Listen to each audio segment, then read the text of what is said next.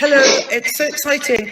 I feel like because I can look at myself, which is not a good idea. I feel like I look as if I've just had the kind of hairdresser haircut that my mother used to have, like with, with rollers in, and it's just gone quite bouffant. That's simply because, waving at everyone, because when one works at home and running a prize like Quip with all the traumas, and I don't think anyone's looking, I tie it with a clip, and now I've let the clip down, and also I've coloured my eyebrows over ferociously. And these are the things that happens in lockdown. Now I'm so excited because we're going to be joined by a long listee, and I know that I've got to press something. Oh, she's there. She's there. So she sent. Okay. So I view. So I. What do I do? I press on it. I go live.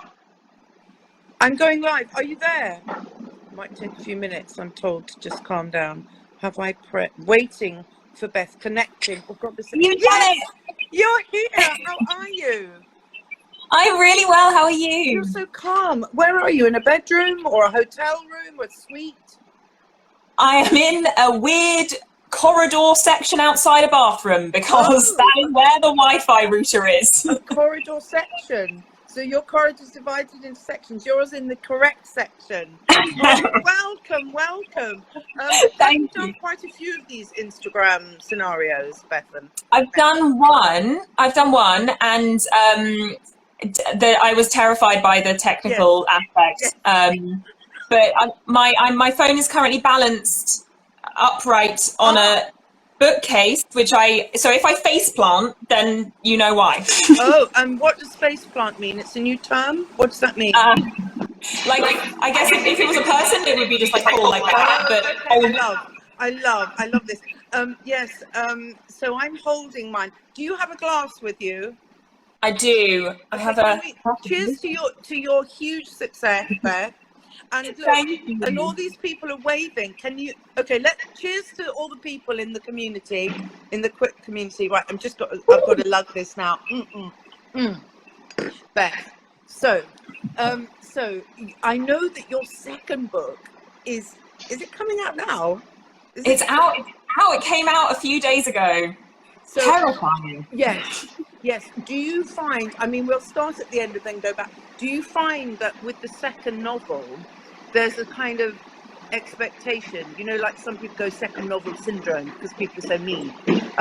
Was there a kind of more worry than the euphoria of the first one? Yes, so much. I like, it's very different writing when you're just like, oh, maybe one day someone will read this. Yes. And then writing when you're like, all these people that I literally know about are going to read it and they're all waiting for it and there's a deadline. Yes. And like, when I finished the flat chair, I had this really, I remember like when the book sold and it was starting to sink in, oh my God, it's actually going to be published. Yes. I remember having a moment where I was like, shit, my dad is going to read all those sex scenes. Yes. I've just not thought about that at all because I'd like never imagined that any, Could you mark a few pages? Because in my one there was not a colostomy, a colonic on chapter 11. So then I just thought, just tell people not to do chapter 11, then make them. Did he read all of it, by the way, the father? He read it all, as did, many people who I feel uncomfortable about having read those scenes. But I read the sex. I read the most beautiful line at the end, and okay, we're jumping around because I'm overexcited to be with you, and in a successful manner, and I'm holding the thing, and there's loads of hearts happening. Lovely, the heart. I feel like it's happening on the thing, and people are going to be asking questions who are waving. But when you wrote Flatshare, were you still that job in publishing, your children's publishing? So you were that romantic. To me, that's a romantic image in itself, like a sort of a nice, lovely person on a train. Did you actually write it on the train? I did. I wrote it on the train, mainly just because it was 2 hours every day, because I did an hour each way into London. And I we all know the Wi-Fi on trains is crap. It was particularly crap then. It's got a little bit better, which has been really bad for my productivity because I write well on trains with no Wi-Fi. Oh, right, yes. So you have how come you came up with the most amazing premise? Are we allowed to say the premise? It's genius. Yeah. So the premise is genius because it's simple. I think that's really helpful for a lot of writers out there. Like your premise, nobody would have thought of it, and yet it's quite obvious. Will you explain your premise to all the nice people who are joining and waving? Yeah, sure. So the flat share is about two people who share a one-bed flat, but they're never there at the same time because one of them works nights and one of them works regular hours. So is that normal? Does that happen in real life? I mean, I don't live in real life, so. But clearly, I've demonstrated very well. But I mean, so with rents being so high, is it normal that you would then go, okay, here's my flat, here's my room in the flat, and then you come in now, and you never see each other? I mean, I wouldn't say normal. I think it is definitely unusual. Oh, thank you. But the idea came from, so my boyfriend's a junior doctor, and when we first moved in together, he was training, and he was doing lots of long stretches of night shifts, and I would go like days on end without seeing him. And I just thought, like, what would happen if two strangers lived this way? And, you know, all the little things that I'd notice about, like, I'd be able to tell like how tired he was by how many coffees he'd drunk, because I could see how many mugs there were by the sink and things like that you pick up. And I just thought, how much could you learn about someone you didn't know from living like that? Exactly, and somebody's just said, and I can't remember because Beth, you'll have to help me about reading the text, and when I get really dull and boring, just jump to a question. But somebody, and they've gone now because so many people want to talk to you, has said it was the best book they've ever read. So this was your first book. How long did it take to write? I spent about 6 months doing a first draft, and then about the same amount of time again. Yeah, it was fast. It felt fast. Like and by that I mean it was crap. It felt fast. The first draft was crap. But did you have a publisher at that point? Or, no.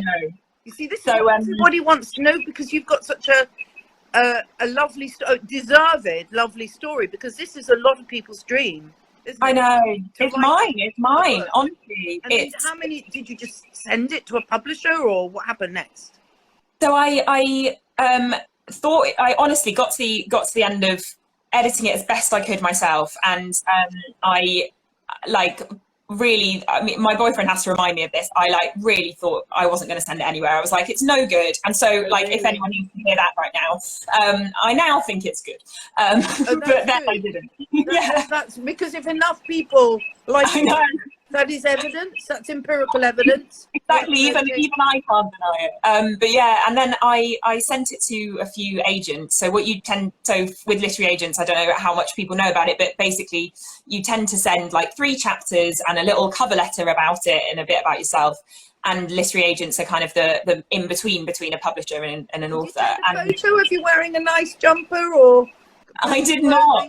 No. I don't know whether that would have helped or hindered. I didn't. Extra info. You've got a lovely face. It might help. Oh, thanks. In a vote, just in a nice way. So you send it in. You go, here's my thing. Don't say too much about yourself. Just a few things.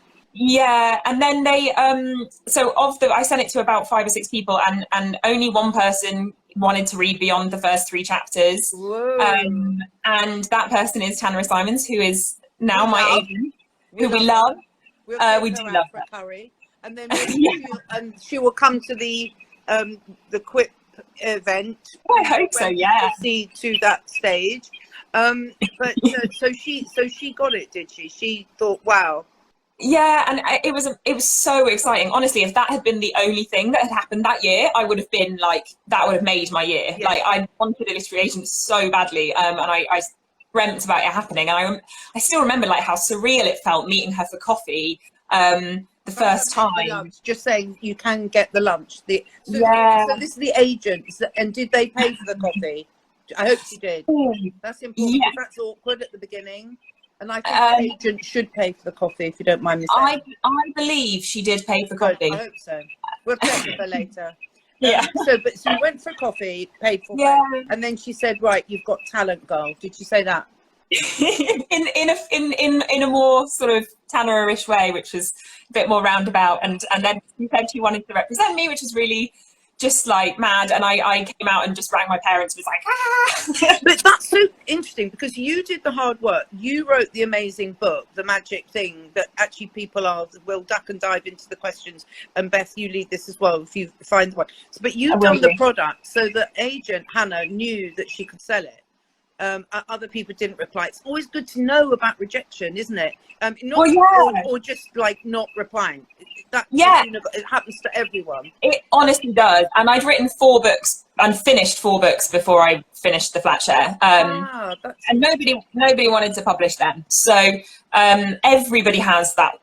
I don't know a writer. I don't know if you do. I don't know a writer who has a story that even the ones that I look on paper very much like I walked into the dream, which I do feel like I massively did.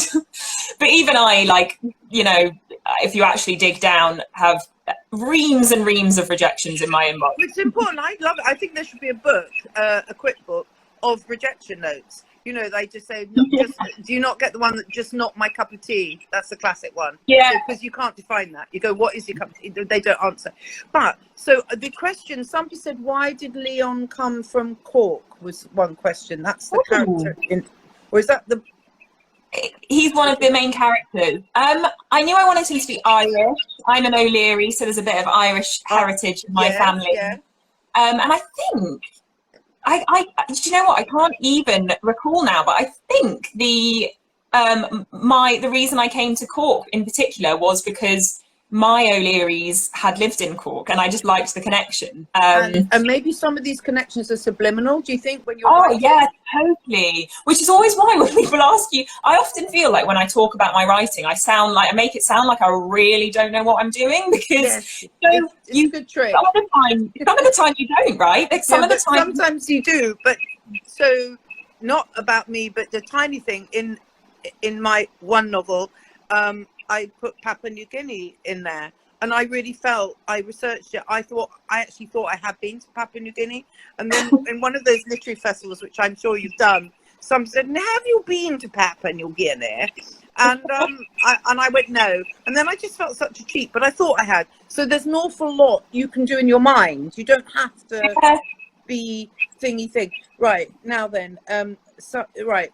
I'm loving everyone coming and saying hi. I know, it says, hello, is The Switch, lovely Kathleen, The Switch, one of the 4 books you'd written before Flatshare? Thank you. It's not, no. I wrote The Switch after the Flatshare. I wrote it under contract. So when we sold the Flatshare, we sold it as a 2-book deal, which means that someone's bought a book that you haven't written yet. Give a proposal. We're being terribly, it's like we're rummaging through your wardrobe now, and I feel a little bit intrusive, but but did you have to give, like, could we have a proposal of the second one, sort of like a synopsis? They just said they wanted another one, which was, and I talked a little bit on the phone with editors about what I might want to do and like the sort of thing that I liked, but which meant that I didn't have an idea, which was scary. Like, I don't know if you're familiar with that feeling of just, all the time. I have nothing. But you will find it. Somebody has just said, this is hilarious, Beth, this is so nice. We need more books translated into Portuguese. Now, the Flatshare is translated into Portuguese. The Flatshare is available in Portuguese. Any other languages while we're on that? I mean, it's been translated into 33 languages. Oh my God. So I'm starting to feel quite faint now. I know. Tell me about it. This has been my last year. Just a constant state of like. So when was it published? So it was published. Yeah, the Flatshare was first published this time last year in hardback, and it's just come out in paperback a couple of months ago. Yeah. So this is not that long. And then I know I've got mine here, everyone. Nobody can probably see me. It's like that. And I am loving it. And interestingly, loads of questions. It's so exciting. I've got to calm down. It's just the trauma of working at Instagram. Sorry, I know. I feel you. It's quite stressful. But somebody said on one of the many glowing reviews, I think this is probably about your second book though. Eileen Cotton proves you don't have to be in your 30s to be Bridget Jones. What does that mean? What does that mean about the That was Bridget Anthony, Jones? wasn't it? Anthony Harris. In the script, the two characters are a grandmother and a granddaughter, and this is my second novel of which. In fact, do you know what? I'm going to wave that one out too. Oh yes, you've got 2 books to wave. That's a big hardback. Yes, it is. Yeah.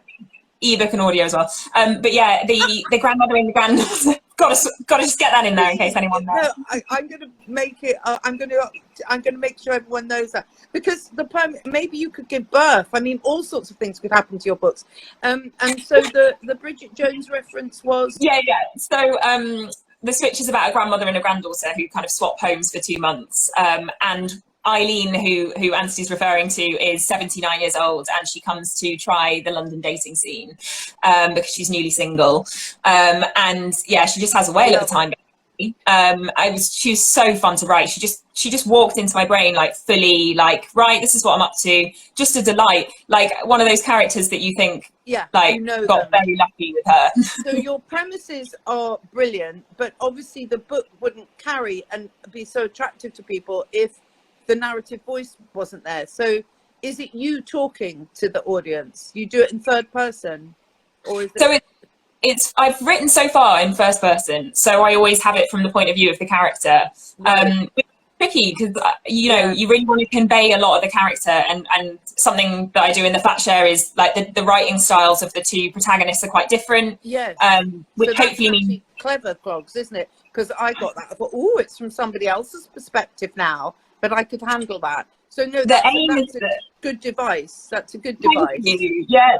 The aim is that once you like pick it up and put it down, and then you know whose chapter you're in straight away. That's what I'd really like for people to know where to know. So with humour, because for me, and being so proud that you're in our long list. Oh, I'm so proud.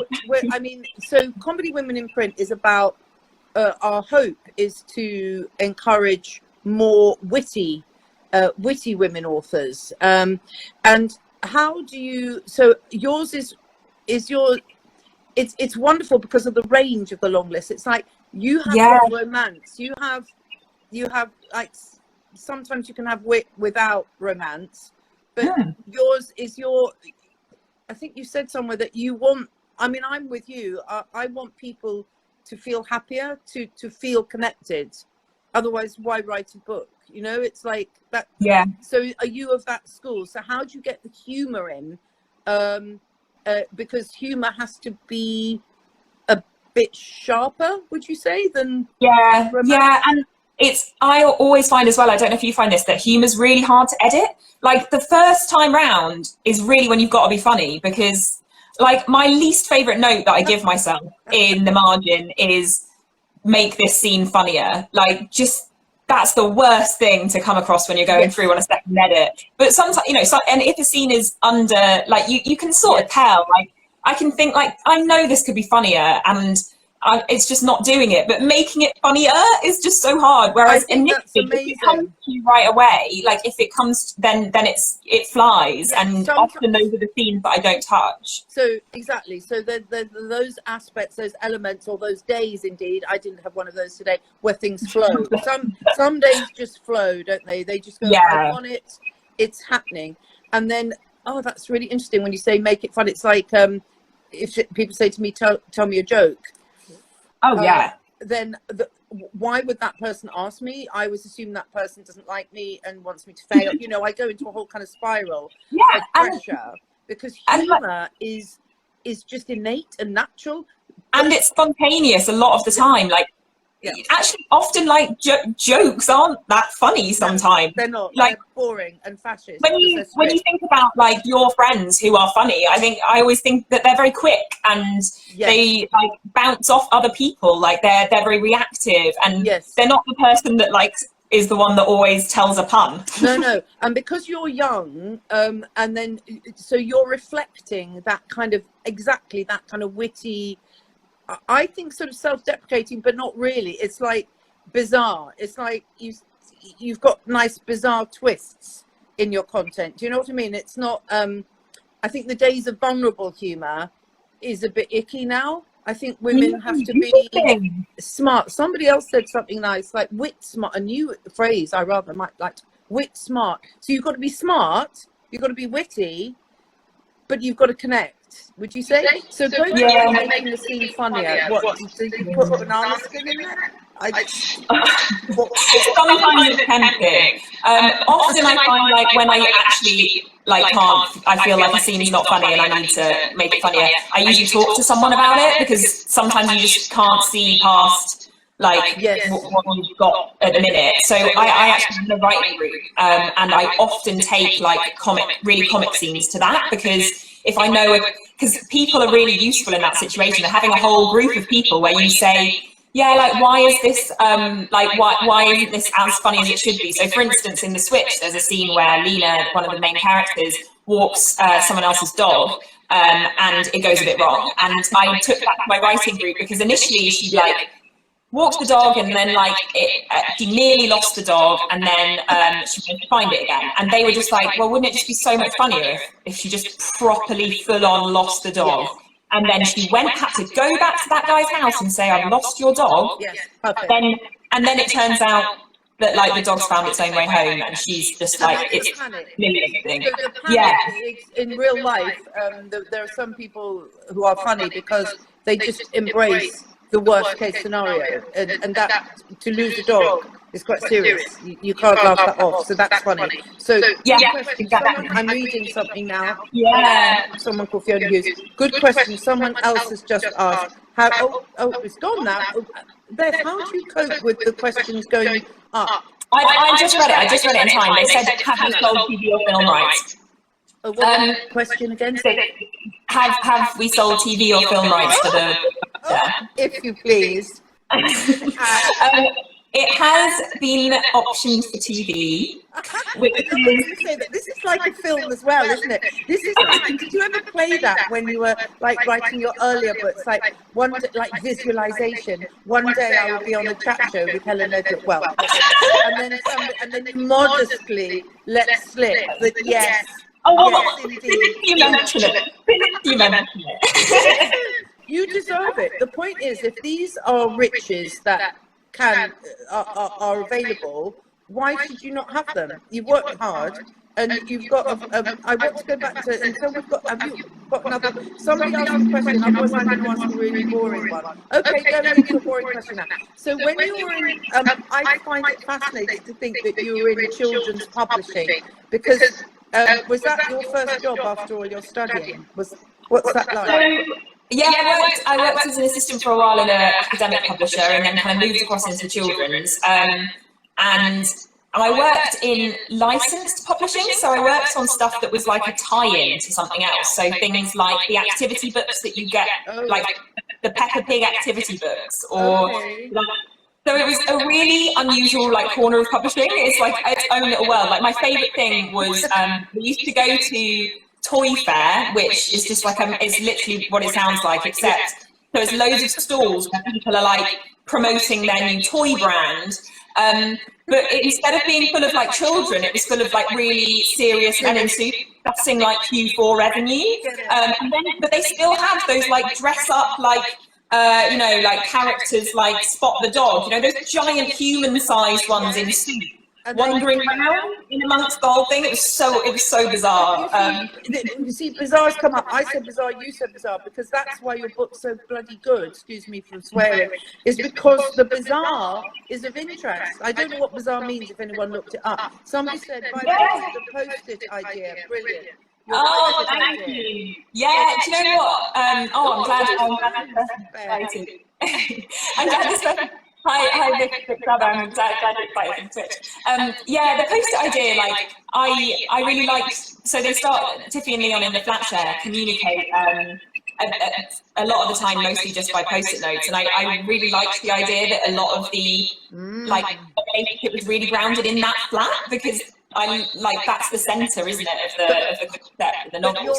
But your post-it, reading the bits, it's like the story unfolds through that different language, like a tweet, but not like it's a living. It's just, you know what? That's so helpful for editing as well. When I had scenes that were too long, I could just put them in a post-it note. So there's a few times where a whole chapter went. Yeah, it was really handy. I None of missed us can it. do that now. None of us can copy you. Somebody says, do you have plans to do something with the other 4 books you've written? Shame to waste them. I mean, Kathleen, I love how efficient you're being. Shame to waste them. Sadly, they are going to have to be wasted because they are just shocking. You can all never see them. They are. Why would they be bad? So 4 books is a lot. I mean, I wrote one whole novel that I had to let go, which is quite painful. Was it painful to let go? It is, but also I always get excited. When I finish a book, I always get excited about another idea. And usually I'm convinced that idea is better than the idea before. So that's quite handy because then I can throw myself into the next thing. And like, I've just written off the other thing. So yeah, those 4 books. I wonder what they were. I wonder what were. Did you hope that they would be funny? I mean, was the intention to write funny, or were you, like last week we spoke to Abigail Mann, who's a winner last year of the Quick Thing, and she said she spent ages writing a historical novel, and that was her, you know, her commitment to writing. But then that wasn't for her. Did you write sort of erotic literature? I don't think I would have. So for starters, those novels were all written. They were all YA. They were all like teenage novels, and I kind of quickly realised once I started trying to write adult that like it just felt much more me. And the other thing is, in terms of trying to be like writing funny books, like honestly, I don't think I would have said I was writing a comedy. I think I wouldn't have had the confidence to say I was writing a comedy. I don't think I would have said, like, even after the Fat Share sold, I remember getting a note from my editor in the margin saying, I've stopped writing every time I laugh, like, haha, because it would just be like all over the place. But you're a very funny lady. And I remember seeing the sentence, you're a very funny lady, and just being like, oh my God, like, am I? Yeah, like I've not thought about being funny, and I think it is partly because we don't really talk about women being funny very much. And now I love like owning it and like, you know, like talking about my books as comedies, because that's they feel good. I mean, oh God, we're coming to the nub of comedy just at the end, because if we don't, technically, if I don't do the 30, then nobody's shares it. It's very mean of Instagram. But that's so I need to preserve you forever, so you can take a sip now. So what's so fascinating is so obviously you're a witty person and you have a love of life and you're a cute observer. So already that's it. But also you are feel good. But you know, you want, I imagine it to be a feel good. So to combine wit, which can be harsh, you know, wit by definition is harsh, and I just think you're onto a rare, precious thing, don't you think? In these times, to have something you've written. It's my absolute favourite thing is getting a message from somebody saying, particularly at the minute, like, you know, it's a horrible, anxious time, and so many people are feeling scared and lonely. And we need more of you. So much, Somebody said, I feel like the Emily Makepeace, and thank you so much. It's a great interview. Thank you both so much. Thank you. I'm so it's all too soon. I wish we had longer. We're going to meet you on our website. Both places, both books are brilliant. Everyone loves you. So we have to wave goodbye. Thank you so much, Helen. See you at Quick. See you at Quick. We love your work. Oh, thank you so much. Bye, I love everyone. you. Press A. Cheers, everyone. Santé to Beth.